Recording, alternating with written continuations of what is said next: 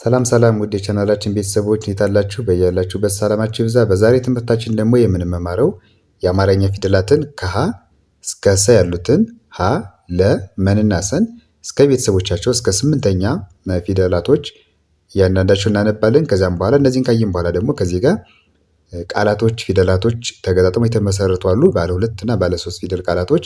እነዚህ ቃላቶች ደግሞ ከእነዚህ ፊደላቶች አሁን ከዚህ ጋር ከምናያቸው የወጡ ናቸው። መጨረሻ ላይ እነዚህን ቃላቶች እናነባለን ማለት ነው። በቅድሚያ ግን ለቻናሉ አዲስ ሆናችሁ በዚህ ቻናል አማርኛ፣ እንግሊዝኛ፣ ሂሳብና ሌሎችን ትምህርቶች በኦንላይን እያስተማር እንገኛለን። ስለሆነም በየትኛውም ዓለማት ሆናችሁ መማር የምትፈልጉ ልጆች ስልካችን ታች ላይ ያለ ኢሞ፣ ቴሌግራም እንዲሁም ዋትሳፕ ላይ በመደወል በሳምንት እስከ 5 ቀን ድረስ በቀን ደግሞ ለአንዳንድ ሰዓት ያክል በግልም በግሩፕም እንደ ፍላጎታችሁ ተመዝግባችሁ መማር ትችላላችሁ። ቻናላችንን ላይክ፣ ሸር እና ሰብስክራይብ እያደረጋችሁ አበረታቱን። አሁን ወደ ትምህርታችን እንገባለን። እሺ መጀመሪያ ፊደላቶች እንዳልኋችሁ ከሀ እስከ 8ኛ ከለ እስከ 8ኛ እያደረግን እስከ ሰ እናያለን። አሁን ሳነብ እናንተ አብራችሁ ከኔ ጋር እያነበባችሁ ከቻላችሁ እየጻፋችሁ እስከ መጨረሻው እንመማራለን ማለት ነው። ይቺ ሀ ትባላለች። ሀ ሀ ሁ ሁ ሂ ሂ ሃ ሃ ሄ ሄ ህ ህ ሆ ሆ ኋ ኋ። እሺ ቀጣዩ ደግሞ እቺ ደግሞ ለ ነች። ለ ለ ሉ ሉ ሊ ሊ ላ ላ ሌ ሌ ል ል ሎ ሎ ሏ ሏ። እሺ ሀ ለ ቀጣይ ደግሞ መ መ መ ሙ ሙ ሚ ሚ ማ ማ ሜ ሜ ም ም ሞ ሞ ሟ ሟ።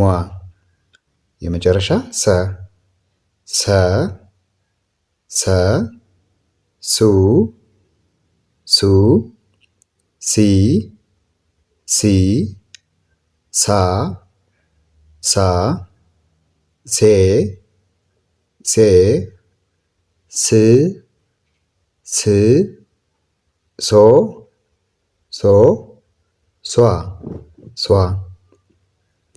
እሺ አሁን በደንብ እንያዟችሁ ደግሞ ከዚህ ከሀ ጀምረን ወደ ጎን በየቤተሰቦቻቸው የመጀመሪያ ቤተሰቦችን ከዚያ ሁለተኛ ቤተሰቦችን ሶስተኛ ቤተሰቦችን ያልሁኝ እስከ መጨረሻው አንድ ልላችኋለሁ። ምክንያቱም ይህ እንደዚህ ምለው ለምንድን ነው? በደንብ ፊደላቶች እንያዟችሁ ድምጾቻችሁን በደንብ እንድትለዩ ያግዛችኋል ማለት ነው። እሺ አሁን አብረን እንላለን። ሀ ለ መ ሰ ሰ። እነዚህ የመጀመሪያ ፊደላቶች ማለት ነው። እነዚህ ደግሞ ሁለተኛ ፊደል ናቸው። ሁለተኛ ፊደላቶች እንደምታዩዋቸው የመጀመሪያዎቹ እየተጻፉ ከጎናቸው ላይ ቅጥያ በቀኝ በኩል ቅጥያ ተደርጎባቸዋል ማለት ነው። እሺ ድምጻቸው ደግሞ ይቺ ሁ ነች። ሁ ሉ ሙ ሱ ሱ ኡ ድምጽ ከሆነ ሁለተኛ ፊደል ኡ የሚል ድምጽ አላቸው። ሁ ሉ ሙ ሱ ስንል ተመሳሳይ የድምጽ ሂደት አላቸው ሁለተኛ ፊደላቶች ማለት ነው። እሺ ሶስተኛ ስንመጣ ደግሞ ከዚህ ጋር እንደምታዩቸው እግራቸው ጠማማ ይሆኑ እግር የሌላቸው ፊደላቶችን እግር እያደረግን ወደ ቀኝ ይዞራል። ታች ዳር ላይ ማለት ለምሳሌ ይህ እዚህ ጋር አሁን እግር ስለሌላት እግሯን በቀኝ በኩል ረዘም እግር አደረግንና እግሯን ዘወር አደረግን። የለ ራሱ እግር ስላላት ቀጥታ ወደ ቀኝ ማዞር ነው። የመ ደግሞ እግር ስለሌላት እግር እናስረዝምና ወደ ቀኝ እናዞራለን። የሰም እንደዚሁ እግር በቀኝ በኩል እናስረዝምና እግሯን እናጣምማለን። እንደዚህ አይነት ከሆኑ ሶስተኛ ፊደላቶች ማለት ነው። ድምጻቸው ደግሞ ኢ የሚል ድምጽ አላቸው። ኢ የሚል ድምጽ ከሆነ ሶስተኛ ፊደል። እሺ አንዴ እናንብባቸው። ሂ ሊ ሚ ሲ ሲ። እሺ አራተኛ ደግሞ ሀ ላ ማ ሳ አ ድምፅ ናቸው እነዚህ። ሀ ላ ማ ሳ። አምስተኛ እንደዚህ ደግሞ ቀለበቶች ናቸው። ኤ ድምፅ ናቸው ደግሞ ሄ ሌ ሜ ሴ ሴ ኤ የሚል ድምፅ ካለ አምስተኛ ፊደል። መለያቸው ደግሞ ምንድነው? እግራቸው ላይ ምን አላቸው? ቀለበት አላቸው። እሺ ስድስተኛ ህ ል ም ስ እ ድምፅ ናቸው ደግሞ እነዚህ እ ድምፅ ከሆነ ስድስተኛ ፊደል። ሰባተኛ ሆ ሎ ሞ ሶ ኦ ድምፅ ከሆነ ሰባተኛ ፊደል። ሆ ስንል ኦ፣ ሎ ኦ የሚል ድምፅ አለ መጨረሻ ላይ፣ ሞ እንዲሁም ሶ ስንል ኦ የሚል ድምፅ ካለ ሰባተኛ ፊደል ማለት ነው።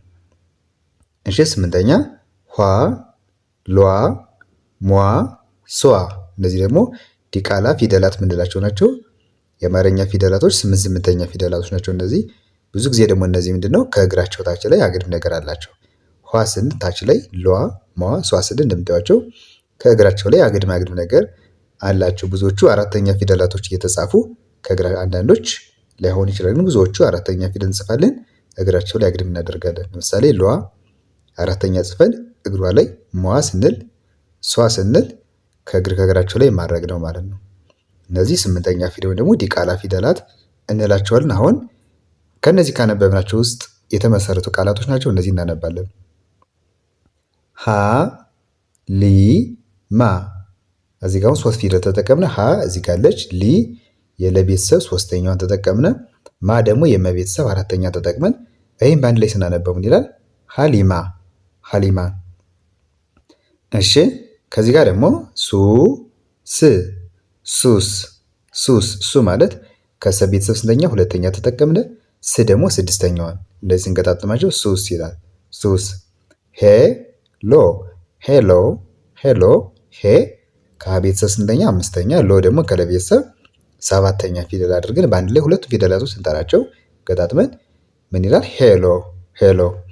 እሺ ለማ ለማ ለ ማለት የመጀመሪያ ፊደል ነች። ማ ደግሞ ከዚህ ጋር ሀሊማ ስል እንደነገርኳችሁ ይሄ በቤተሰብ አራተኛ ማለት ነው። በአንድ ላይ ምን ይላል? ለማ ለማ።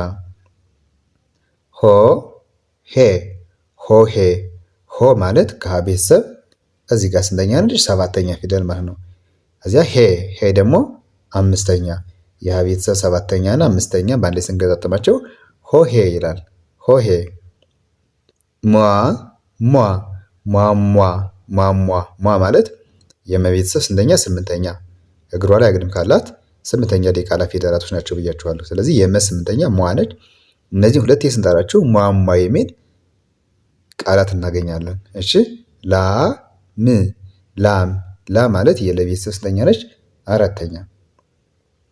ም ደግሞ የመቤተሰብ ስድስተኛ፣ የለ አራተኛ እና የመ ስድስተኛ። እነዚህ ሁለት ፊደላቶች በአንድ ላይ ስናነባቸው ላም የሚል የአማርኛ ቃል እናገኛለን። ላም። ህ መ ም ህመም ህመም። ህ ማለት የሀ ቤተሰብ ስድስተኛ አለች።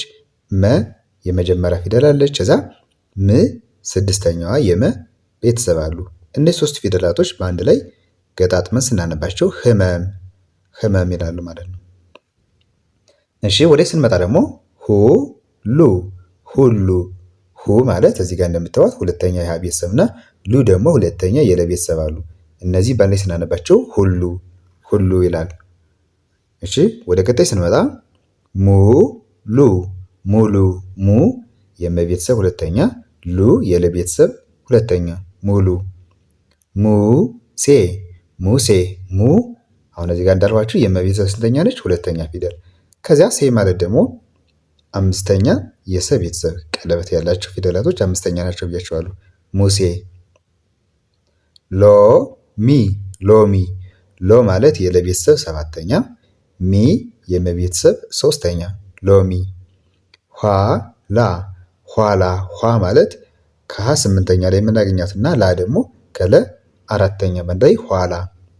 ሰማ ሰማ ሰ የመጀመሪያ ፊደል፣ ማ የመቤተሰብ አራተኛ ሰማ ሲሶ ሲሶ ሲ የሰ ቤተሰብ ስንተኛ? ሶስተኛ።